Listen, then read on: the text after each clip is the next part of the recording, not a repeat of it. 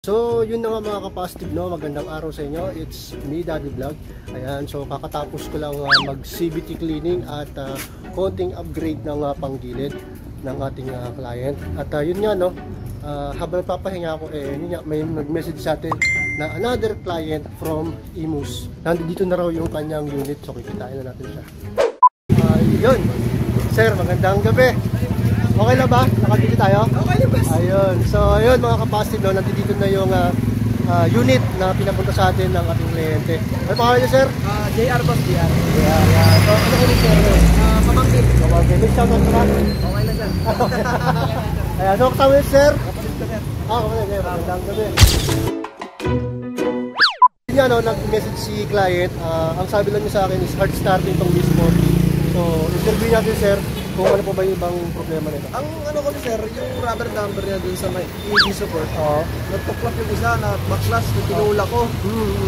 Tapos, natakas ito eh. Okay. So, kumbaga parang... Tapos yung battery niya kasi, naglulubat. Hindi siya nagka-charge kapag naka-andar. Charge ko to dun sa bahay, may charger kasi ako. Eh ngayon, lubat na ako. May iba po siyang accessory bukod dito sa ano? Wala, sir, tinanggal ko na yun eh. Okay. Ito na yun, ano. Dahil nga naglulubat. Okay. Sige. Okay, bahala dyan. The next day.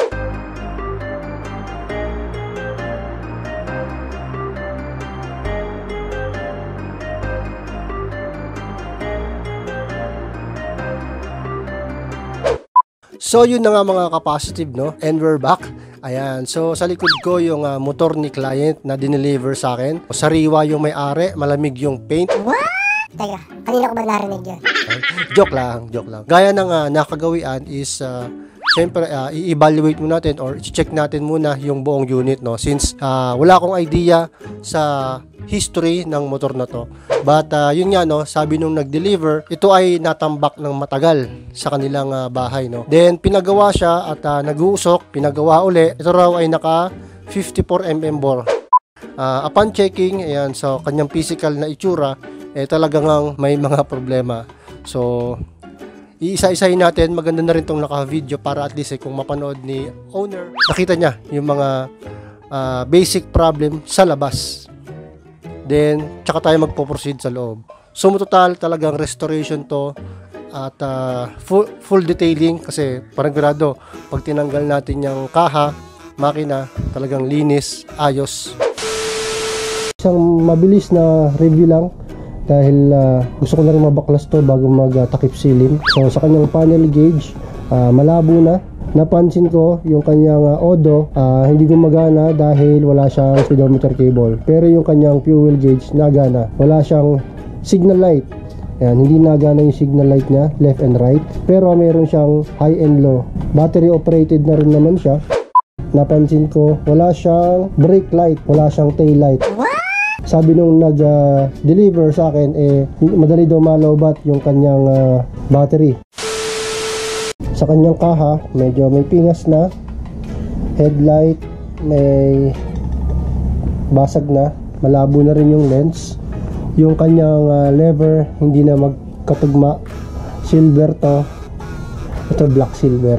Ayan, so medyo mahina na rin yung preno niya, front and rear. Kasi nakita ko yung front disc niya, yung sa manipis na. Tapos yung sa likod naman is naka full adjust na. Ito yung mini driving light na hindi na umiilaw to. Sabi nga niya naglolobat lagi yung battery, nakailang palit na raw sila. Tapos hindi sila naglagay ng bracket, kaya ang naging cause niyan is yun, nabasag yung kanyang kaha. Then sa kanyang front fender, ayan, hiniwa na ng samurai. At ito yung sinasabi ko sa inyo na wala siyang speed cable. Ayan. Disc pad, sobrang upod na. Ito, hindi na ata ito yung disc niya. Aftermarket na to yung disc niya. Kasi ito yung punong-puno na ng butas. Caliper, original pa din. Pero niya, i-bleed din natin yan. At, naku po, patay tayo dyan. Yung kanyang, may nahawakan akong basa. Wala naman tagos yung kanyang front shock. Magkabila, dumi lang. Sa kaha naman niya, stock pa din, hindi pa tinatanggal yung sticker na purple. Naka-bracket, hindi ko alam kung anong tatak. Burado na, rack na lang. Upuan, ayan, napansin ko kanina din, merong basag dito. Meron din basag dito. Ayan. Maliban doon wala na. Yun lang. Then siya ay naka YSS na 300mm. Stock yung top cover. Hindi kagaya nung sa atin na tabas na. Siya ay naka ORBR5 version 2 ba to o version 3? Not sure Yung sa akin kasi version 1 Comment down below kung anong version to. Tapos hindi pa naka-retubo. Yun lang naman muna sa ngayon yung sa labas. Then ito, yung binigay sa akin, ganito na to ha. Ayan, so hindi ko pa din siya binubuksan kahit natatempt na ako. Ito yung engine cover. Kasi sabi ni sir, yung may-ari is may tagas yung makina. So syempre may kita kagad natin yan dito. Surprise! Ay, ang ganda ng tappet cover Hindi. Mayroon pa siyang shroud. Mukhang bago na yung kanyang manifold. Ayan. Carburetor. Mukhang stock. Hanggat hindi pa natin nahawakan. Hindi pa ako sure.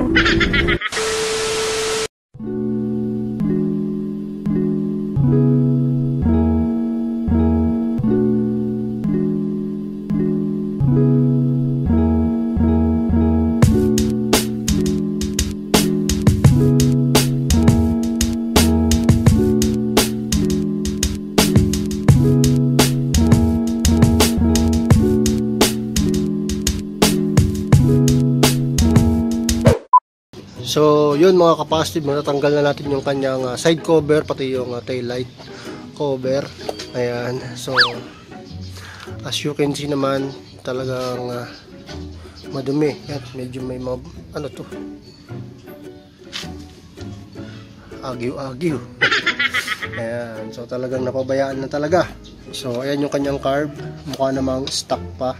Wala lang siyang clip doon. Ayan, wala siyang clip. Dito meron, sa kabila wala. Then yung mga bolt niya dito sa footboard, iba-iba. Oh no. So meron pa ngang ayun, naiwan. Oh my god. Naku, yari tayo.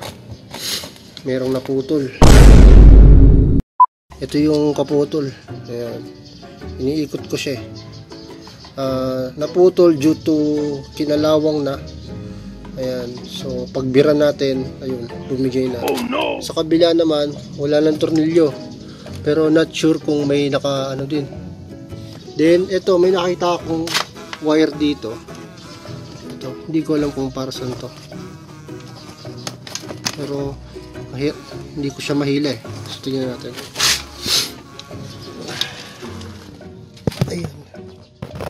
Ayun. So ito siya. Ayan. Hindi ko alam kung para saan yung wire.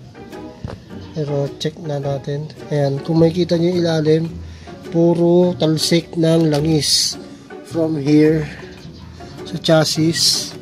At ito na yung pinaka main na sinasabi ni bossing na tagas-tagas. Oh my god. Ayan, sobra. Tapos yan, nakikita ko mukhang durog na yung engine bushing nya.